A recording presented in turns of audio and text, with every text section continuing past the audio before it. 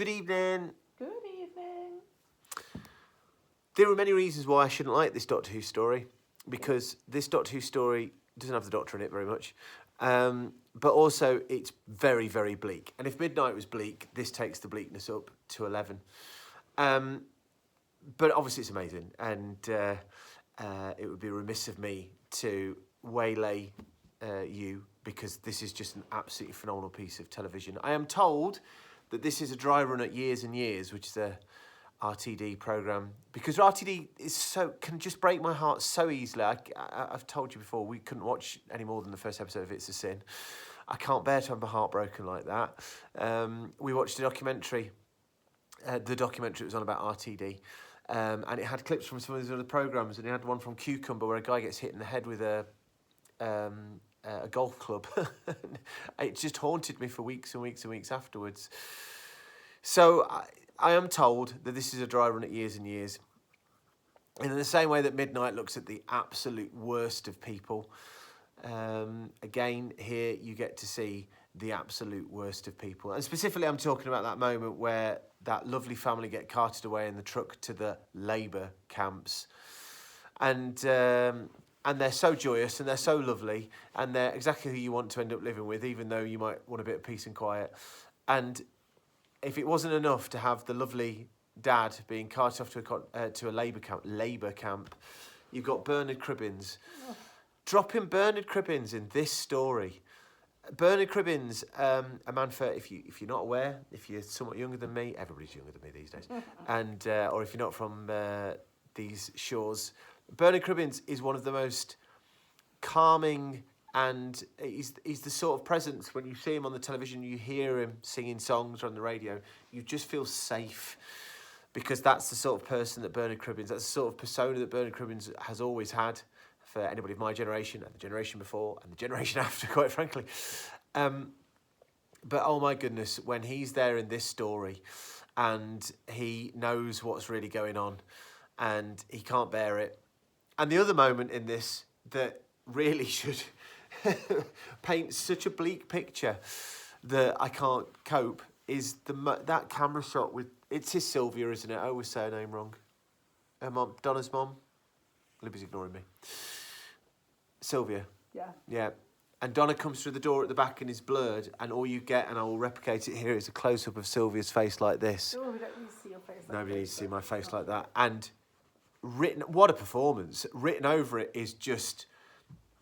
Done. I'm not sure. Yeah, done. It's giving done. I'm not sure whether I have seen a better representation of, and I have never suffered, of depression on a screen as that.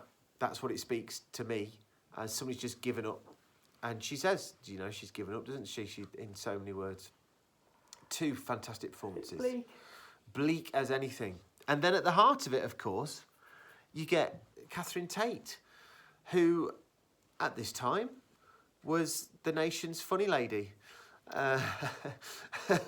who is acting her socks off and pulling this in the sort of directions it needs to go. And as a presence, because Catherine Tate isn't bigger than Doctor Who when this is originally on, isn't bigger than Doctor Who now, but she has a presence outside of the programme in a way that... Mark Barford. Yeah.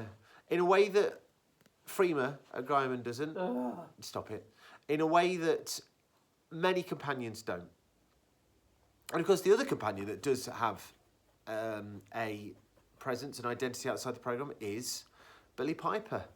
And here's Billie Piper back again, playing Rose. And weirdly, what should seem like... We've already had the sort of joyous, oh my gosh, Rose is back, because she keeps cropping up. I barely mentioned it.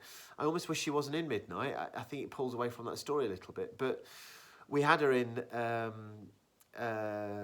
Partners in Crime. So we don't get what should be the, Rose is back. Instead we get, Rose, help. Save the day, will you? Because, I can't bear this. I genuinely can't bear it. How you get this catalogue of the terrible things that can happen if the Doctor's not there to save us. And it is horrid. The joke of Buckingham Palace being wrecked by the Titanic isn't a joke anymore. The idea that the hospital in Smith and Jones gets dropped back on Earth and everybody's dead, and to make it even worse, Sarah Jane Smith is dead as well. I mean, come on. Yeah, that's not on. Oh man, the hopeless bit where you get the retake of the Sunstaran stratagem, and you find out that not only have we've not talked about the Torchwood team much, but I got a lot of time for Gwen, and I've got a lot of time for Ianto, and the idea that Yeah, what about Jack? Jack He gets was taken, taken to the Sontaran homeworld, and he's screwed, isn't he? In many ways, this isn't really a story. This is just this is what you could have won, people. You know, if you haven't got the Doctor around, this is what you get. And it's not the sort of one that you show to people. Very unlike Midnight, this is not the sort of Doctor Who story you show to people to say, hey, look how good Doctor Who can be. This is so needing you to know what has gone before. It's a very, in that regard at least, it's a very RTD episode in terms of the tone and the bleak outlook about how horrible people are. I think that is RTD outside of Doctor Who, so I am told. The bits I've seen that would chime with that viewpoint. But RTD, when he first started Doctor Who coming back, said this wasn't a show for Doctor Who fans, this is a show for everybody. This is the episode that cuts furthest against that as a concept. But it works, doesn't it? Because you've built up all this reserve of stuff to draw upon, and anybody who's even half committed is going to be able to make the connections there. And don't forget, one of the earliest, what could have been, the what-ifs, to use Marvel terminology, is it still the most viewed episode of Doctor Who of all time, apart from City of Death? But there we go. I have one criticism, and I'm going to put it out loud now, because, you know, I generally try to be a positive person. The Beatles, horrible. How... It looks like a backpack, doesn't it? How did they let that slip through? Because you could do the classic Graham Harper never really show it trick, and yet they keep showing it. Yeah, They keep showing it and showing it and showing it, and after a while you just think, oh, I've seen it. I don't need... You never need to see it.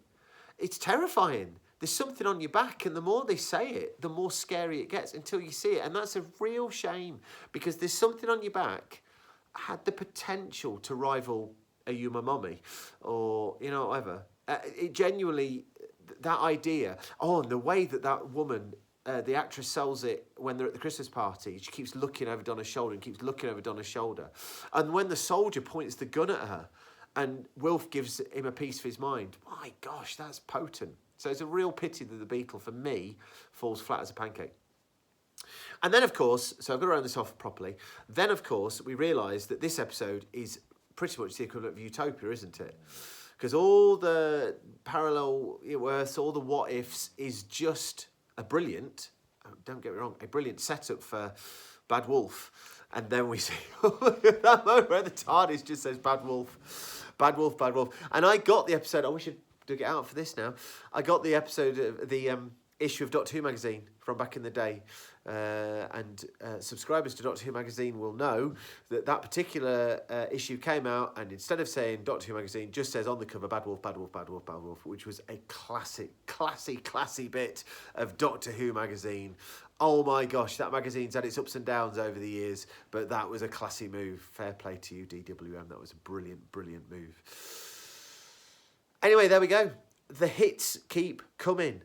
Banger after banger after banger. Genuinely, can this series finish on as high a high as we have hit?